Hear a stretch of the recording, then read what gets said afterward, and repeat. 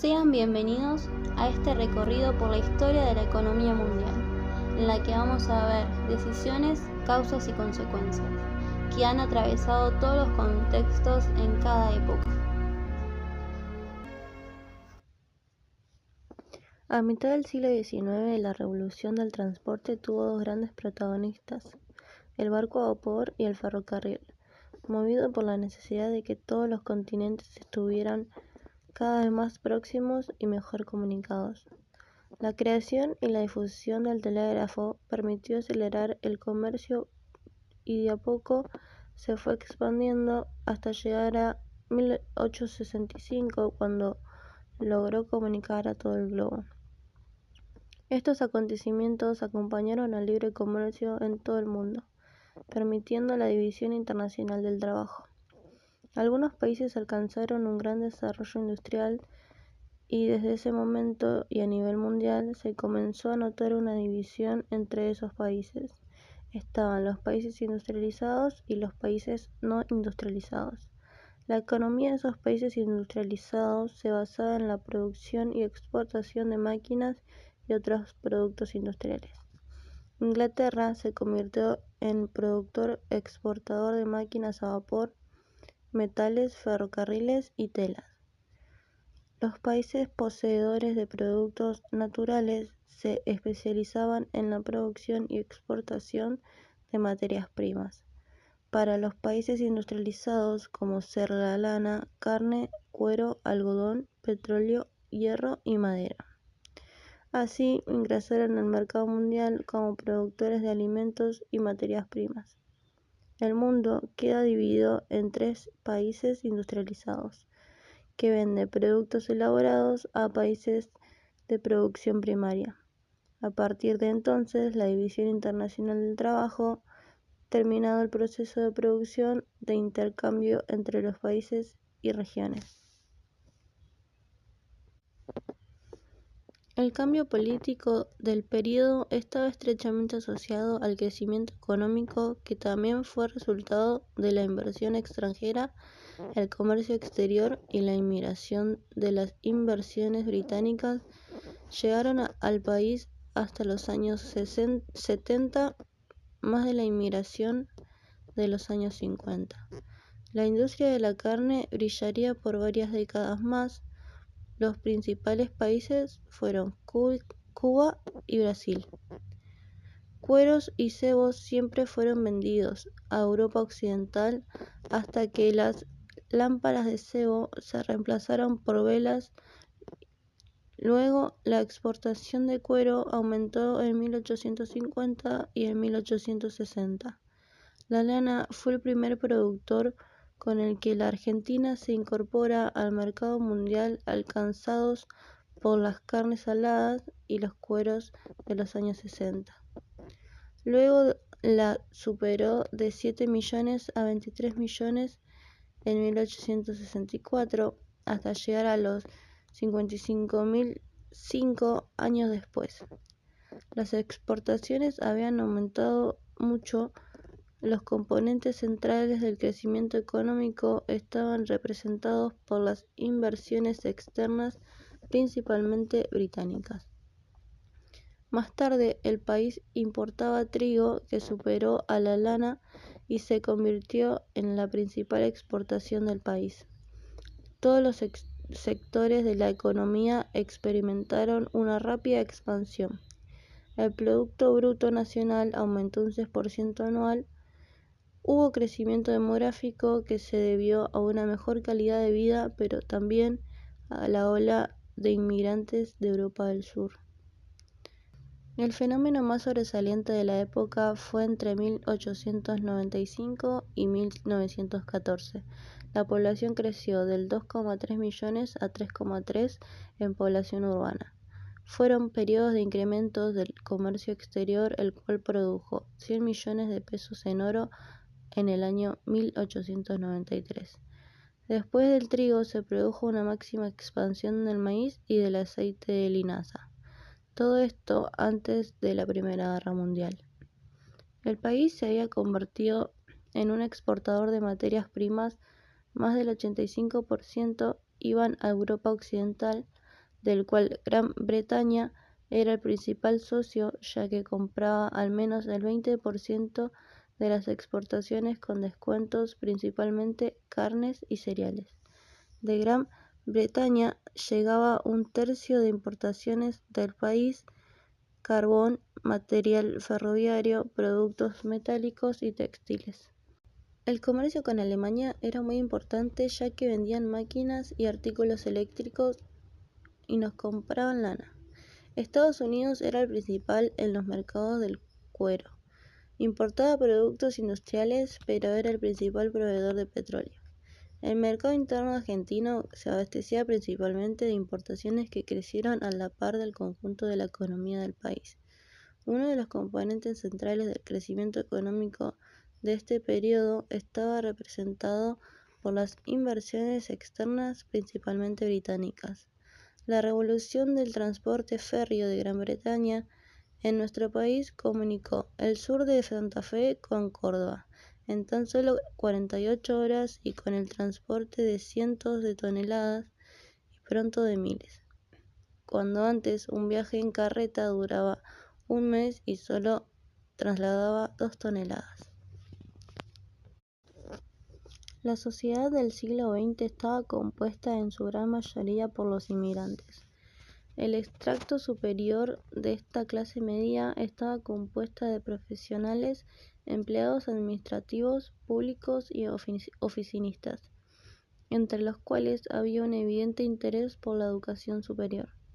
Los problemas de vivienda y hacinamiento dieron lugar a los conventillos, en el marco de la urbanización y diversificación económica.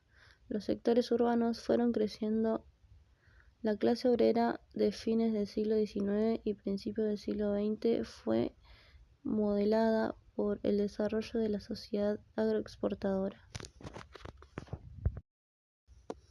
La Primera Guerra Mundial alteró la base fundamental de las economías de los numerosos países europeos. Produjo hasta la ruptura misma de las relaciones internacionales. Esta interrupción fue la pérdida del mercado extranjero. El reclutamiento de hombres para el combate hizo que bajara la mano de obra, tanto centros urbanos como las actividades económicas de los centros rurales. Hubo desabastecimiento alimentario.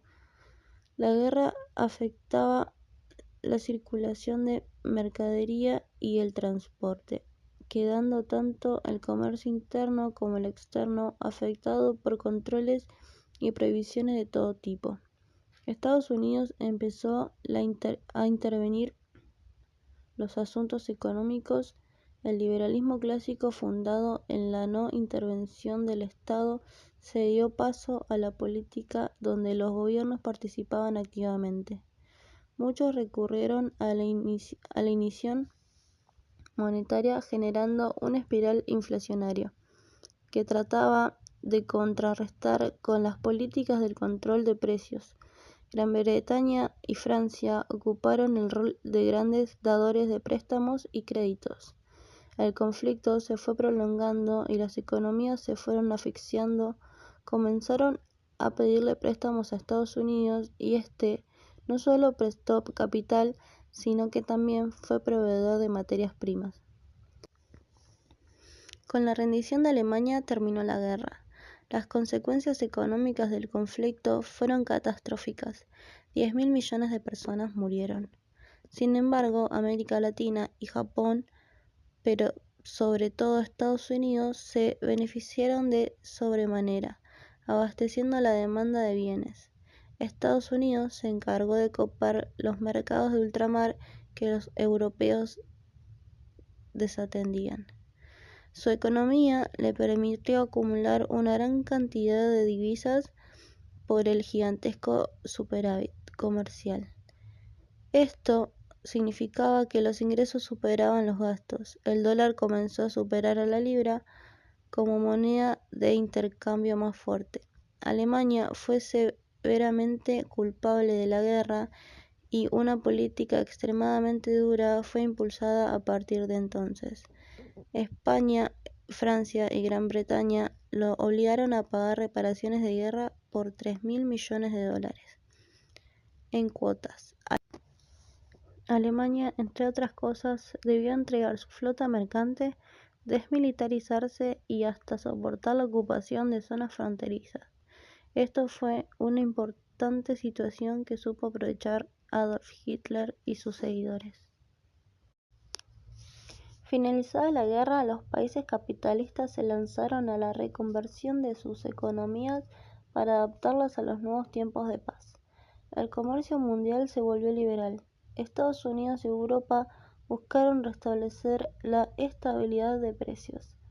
En 1922 establecieron en la Conferencia de Génova que las reservas auríferas de los países podrían ser reemplazadas por monedas extranjeras que a su vez fueran convertibles en oro.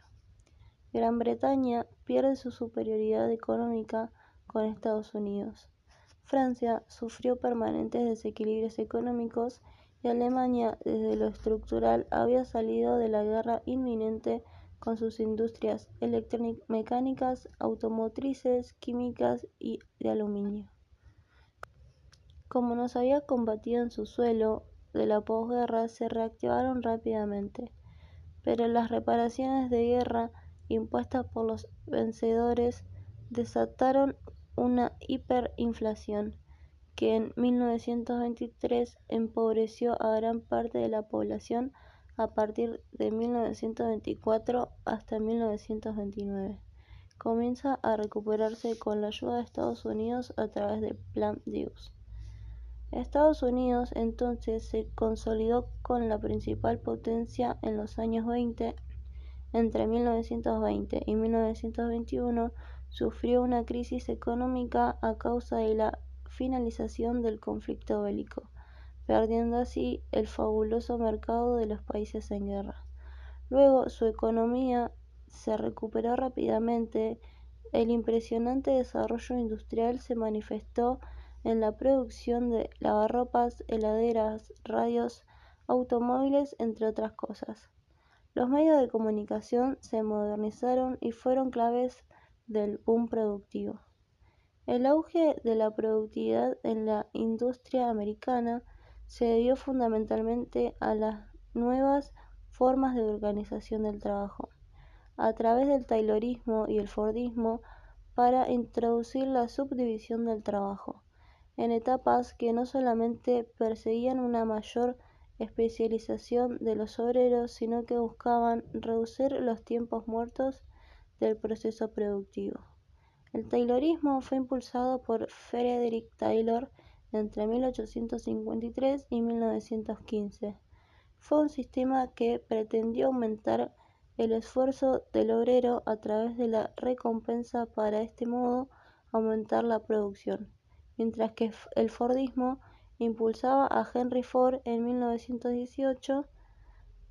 Fue un sistema de producción en serie que aceleraba el ritmo del trabajo, y ambos sistemas contaron con estrategias basadas en la estandarización y el control de los tiempos de trabajo obrero, para los cuales ya no se requirió de la mano obrera calificada y por lo tanto permitió emplear a muchos inmigrantes. El auge económico industrial de Estados Unidos escondía debilidades. Se producían grandes cantidades, pero la demanda efectiva no era lo esperado. Hubo una situación de sobreproducción. Tras la guerra tuvieron que bajar los precios de manera mundial por la correlativa acumulación de stock invendibles, lo cual devino una crisis en el campo. Agricultores y tamberos comenzaron a generar deuda. La política era regresiva y mantenía muy bajo el gasto público.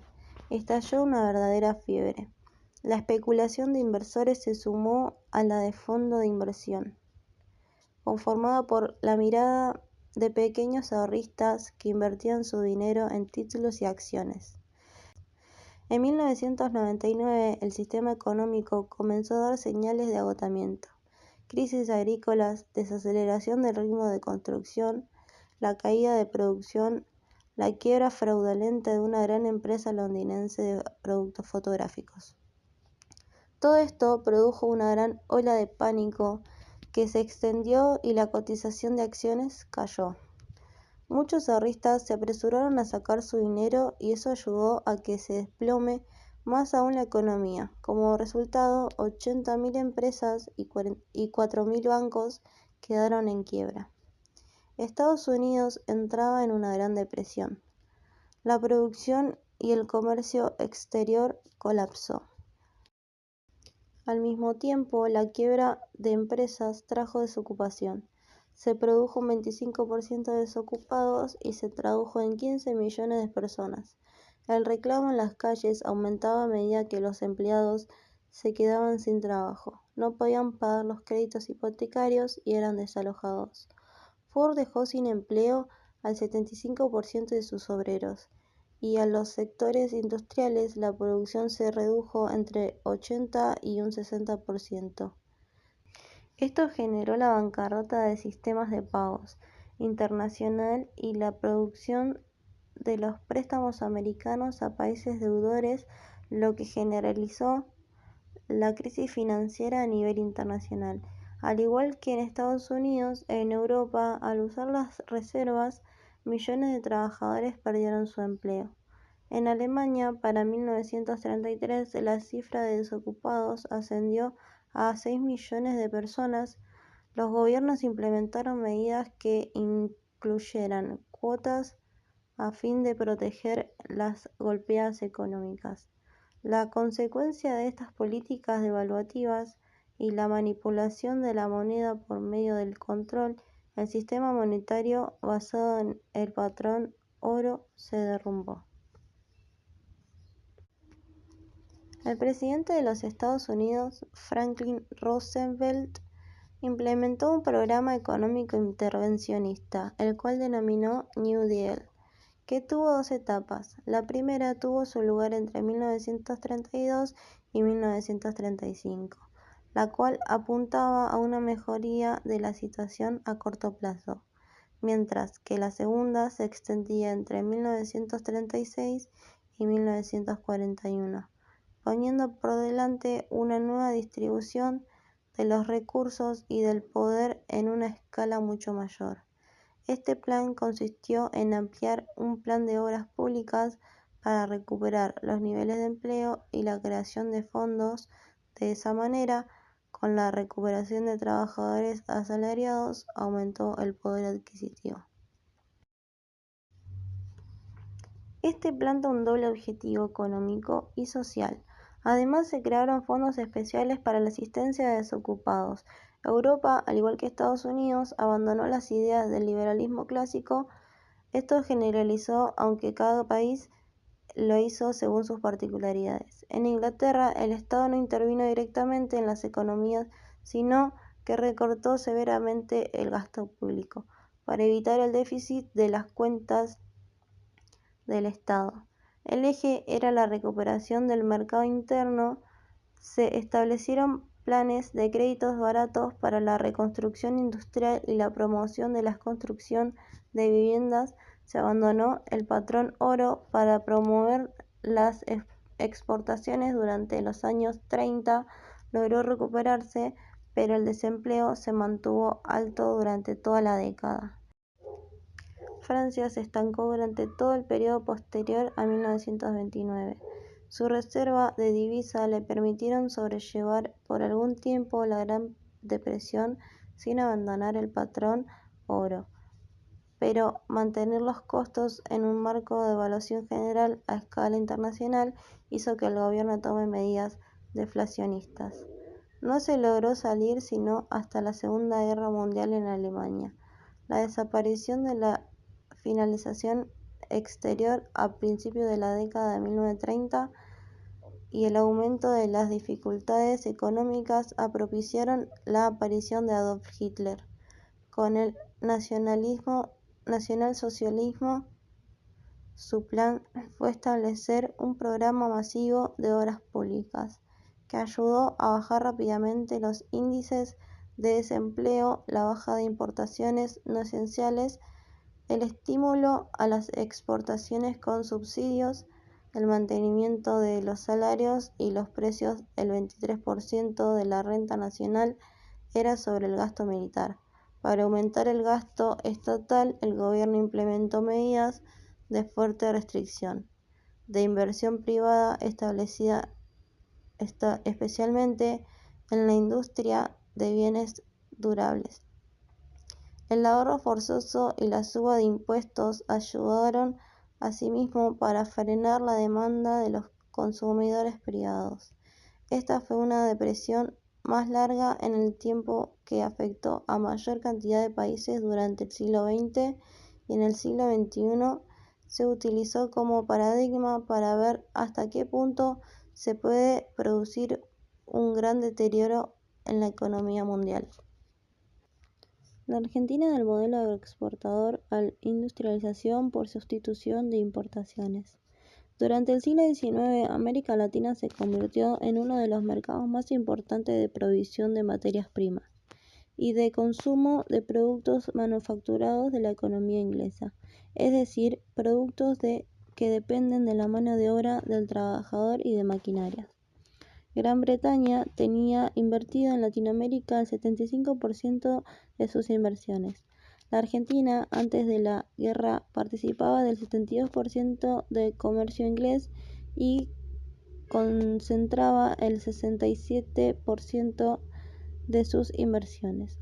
Así, nuestro país se insertaba perfectamente dentro del esquema de división internacional del trabajo, como productor y exportador de productos primarios, cereales y carnes, y como consumidor e importador de bienes manufacturados y de capitales, entre ellos ferrocarriles, barcos y seguros. En este contexto comenzaba la penetración de los productos de Estados Unidos en la economía argentina. En competencia con Inglaterra por el mercado de nuestro país se produjo durante 20 años un comercio triangular entre Gran Bretaña, Estados Unidos y Argentina.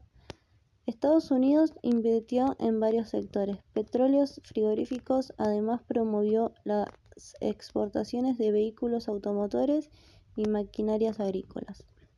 Los capitalistas compraron acciones de bancos, compañías ferroviarias, servicios eléctricos y telefónicos.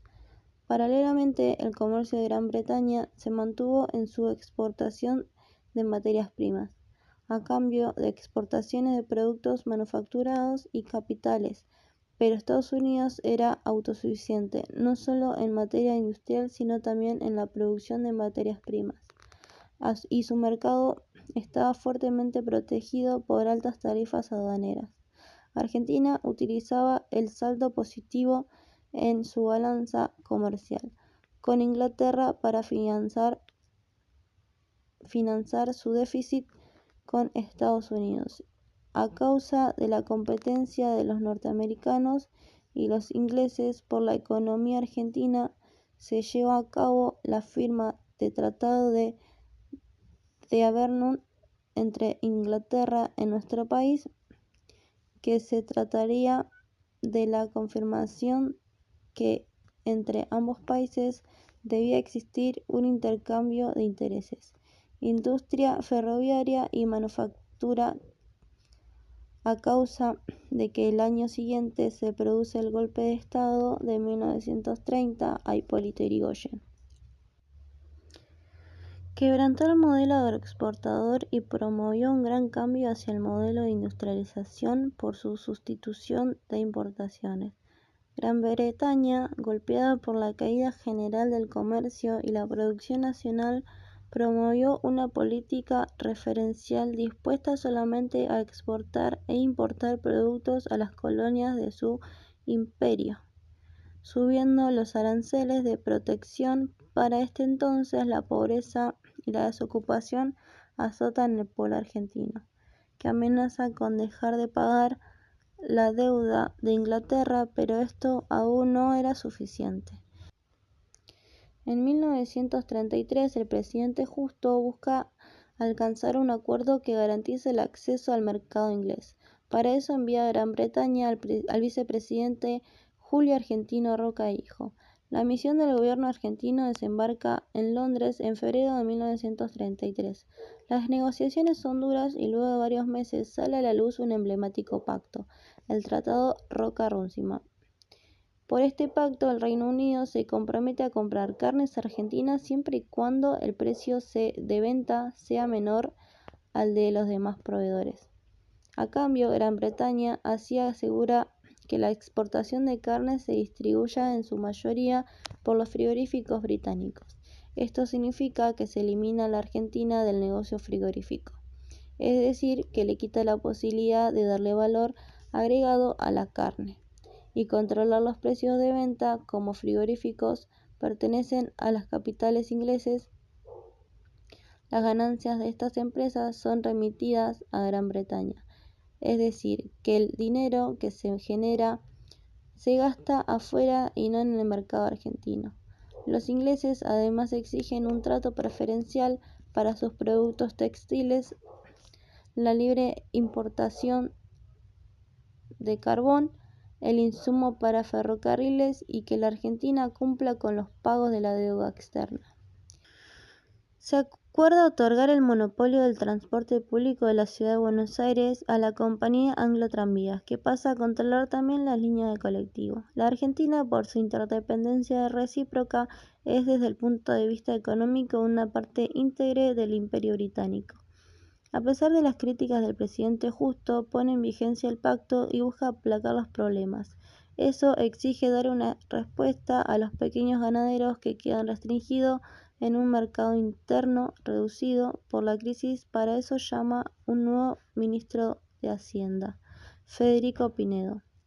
Al cerrarse los mercados internacionales, el mercado interno se satura con una excesiva oferta de carne, lo cual provocó una caída de los precios que deja a los pequeños ganaderos en una situación de riesgo. Pinedo crea entonces la Junta Reguladora de Carnes y Granos, que propone como solución comprar el excedente de oferta y así mantener los precios altos. Pero en septiembre de 1934, un senador opositor, Lisandro de la Torre, propone la creación de una comisión investigadora para denunciar el pacto Roca-Runciman.